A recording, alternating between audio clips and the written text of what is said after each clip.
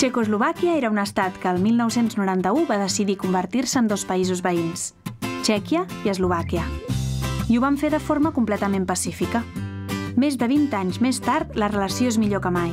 En un article al New York Times, Rick Zetnik, fundador del diari The Slovak Spectator, deia: «Alguns podrien dir que les relacions són així de bones malgrat la separació.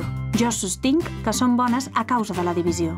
I ho argumenta dient que ara els dos països es tracten d'igual a igual.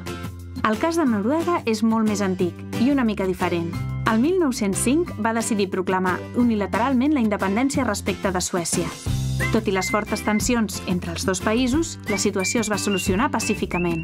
Es va resoldre amb urnes, on al cap d'uns mesos els noruecs van poder ratificar la decisió de forma aclaparadora en un referèndum, i després de les urnes van negociar. Des del 1952, Suècia i Noruega, juntament amb els seus veïns Dinamarca, Finlàndia i Islàndia, formen el Consell Nòrdic, un fòrum de cooperació d'on ha sorgit el model escandinau d'estat del benestar.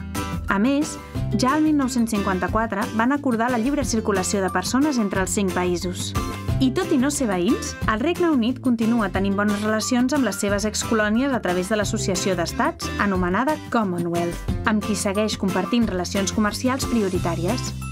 Portar-se bé amb els veïns és ben normal en els països normals, com ho pot arribar a ser entre Catalunya i Espanya, on no només serem veïns, sinó que seguirem sent germans, pares, avis, tiets, cosins, amics, perquè en democràcia podem decidir canviar el país, però mai els llaços que ens uneixen amb les persones que estimem.